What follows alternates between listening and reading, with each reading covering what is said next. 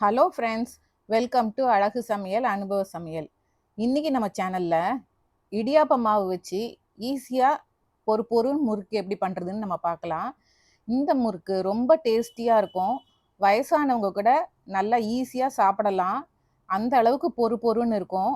பாருங்க, ரொம்ப சாஃப்டாக இருக்கும். இப்போ இதுக்கு உண்டான அளவுகள்லாம் நம்ம என்னன்னு பார்த்துடலாம். இப்போ 1 கப் உளுந்து எடுத்து நம்ம வறுத்துக்கணும். இந்த 1 கப் உளுந்து 2 கப் மாவு வரும். தலை தட்டி 1 கப் எடுத்துக்குவோம். இதுக்கு 1/4 கப் உடைச்ச கடலையும் நம்ம எடுத்துக்குவோம். இந்த உடைச்ச கடலை ஒரு நல்ல டேஸ்ட் கொடுக்கும். இப்போ நான் கொஞ்சம் அதிக குவான்டிட்டி பண்ணி ஸ்டோர் பண்ணி வச்சுக்கிறதுக்காக நான் அதிக உளுந்து சேர்த்துருக்கேன். இதே மாதிரி தான் அந்த 1 கப் உளுந்துக்கும் நீங்கள் அந்த மாதிரி வறுத்து எடுத்துக்கோங்க. நல்ல ஒரு ஸ்மெல் வரும். கலர் ரொம்ப சேஞ்செலாம் ஆகக்கூடாது. அப்படின்னா உங்களுக்கு முறுக்கும் நிறம் மாறிடும். கடைசியில் உடச்ச கடலையை போட்டு வறுத்து எடுத்துக்கோங்க. இப்போ பாருங்கள், நான் மிஷினில் கொடுத்து அரைச்சிட்டு எடுத்துகிட்டு வந்திருக்கேன். நீங்கள் 1 கப் உளுந்துன்னா மிக்சியிலேயே கூட நல்லா அரைச்சி ஜலிச்சுக்கிடணும். பவுடராக ஆக்கி ஜலிச்சிட்டு ஸ்டோர் பண்ணி வச்சுக்கோங்க. இப்போ இதுக்கு இடியாப்பம் மாவு 3 கப் நான் எடுத்திருக்கேன். 3 கப் மாவுக்கு 1 கப் உளுந்து. பாருங்க, ஆச்சி இடியாப்ப கொழுக்கட்டை மாவு, ஸ்டோர் பாட் மாவு தான் நான் எடுத்திருக்கேன். வீட்லேயே நீங்கள் ரெடி பண்ணி வச்சுருந்தாலும் இந்த இடியாப்ப மாவு எடுத்துக்கலாம். இப்போ 3 கப் மாவுக்கு 1 கப் உளுந்து மாவு, இதுதான் அளவு. இப்போ இதை நல்லா மிக்ஸ் பண்ணிக்கலாம். நல்லா கலந்து விட்டுக்கலாம். இப்போ இதுக்கு ஒரு 1½ டீஸ்பூன் சீரகம், 2 டீஸ்பூன் எள்ளு, இதையும் நல்லா மிக்ஸ் பண்ணிக்கோங்க.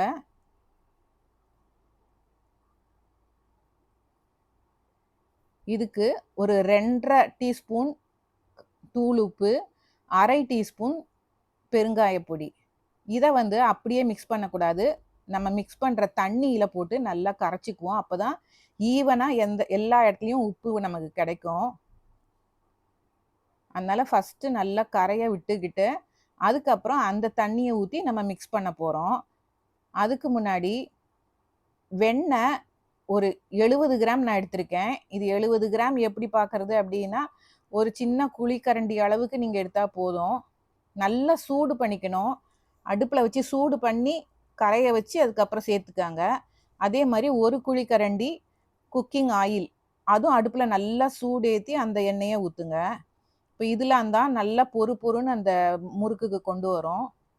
இப்போ அதை ஃபஸ்ட்டு நம்ம கையால் மிக்ஸ் பண்ண முடியாது, சூடாக இருக்கிறதுனால. அதனால ஒரு ஸ்பூன் விட்டோ இந்த மாதிரி கலந்துட்டு அதுக்கப்புறம் எல்லா பக்கமும் இந்த வெண்ணெயும் எண்ணெயும் கலந்துக்கிற மாதிரி மாவில் நல்லா பெசரி விட்டுக்கோங்க. இப்போ இந்த கரைச்சி வச்சிருக்கிற உப்பு பெருங்காயம் போட்டு கரைச்சி வச்சிருக்கிற தண்ணியை ஊற்றி பக்குவமாக நம்ம பிசைஞ்சு எடுத்துக்குவோம்.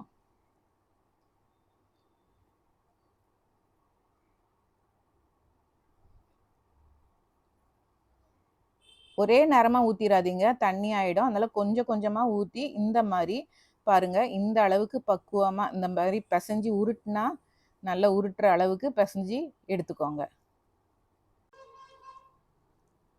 இப்போ இதை நம்ம ஒரு முறுக்கச்சியில் போட்டு பிழிஞ்சு எடுத்துக்குவோம். இந்த மாதிரி ஒரு பாலித்தீன் கவரில் அழகாக பிழிஞ்சு விட்டு நம்ம எடுத்தும் போடலாம். இல்லை உங்களுக்கு இது வாட்டப்படாது அப்படின்னா ஒரு கரண்டியை வச்சு அது பேக் சைடில் பிழிஞ்சு விட்டும் நம்ம உள்ளே போட்டு சுடலாம். முறுக்கு சுடச்ச கடாய் மட்டும் கீழே அகலமான பேஸ் உள்ளதாக பார்த்து எடுத்துக்கோங்க. அப்போ நம்ம முறுக்கு போடச்ச அதே இடத்துல நின்று முறுக்கு ஒரே மாதிரி ஷேப்பாக நமக்கு கிடைக்கும். இது ஒரு சின்ன டிப்ஸ் தான். எண்ணெய் ஒரு மீடியம் ஹீட்டில் இருக்கணும். இந்த பபுளெல்லாம் கொஞ்சம் அடங்கி வரவும் திருப்பி விட்டு கொஞ்சம் வேக விட்டு நம்ம எடுத்துட வேண்டியது தான். இப்போ பாருங்கள், சூப்பராக முறுக்கு ரெடி ஆயிடுச்சு. இந்த மாதிரி டேஸ்டியான முறுக்கு நீங்களும் ட்ரை பண்ணி பாருங்கள். இந்த மாதிரி உளுந்து மாவு மட்டும் நம்ம வறுத்து ஸ்டோர் பண்ணி வச்சுக்கிட்டோம்னா நினச்ச நேரத்தில் நம்ம ஈஸியாக பிள்ளைங்களுக்கு முறுக்கு சுட்டு கொடுக்கலாம். இதே மாதிரி வேற ஒரு நல்ல ரெசிபியோட உங்களை அடுத்த வீடியோவில் சந்திக்கிறேன். எங்கள் சேனலை லைக் பண்ணுங்கள், ஷேர் பண்ணுங்கள், சப்ஸ்கிரைப் பண்ணுங்கள். தேங்க்யூ.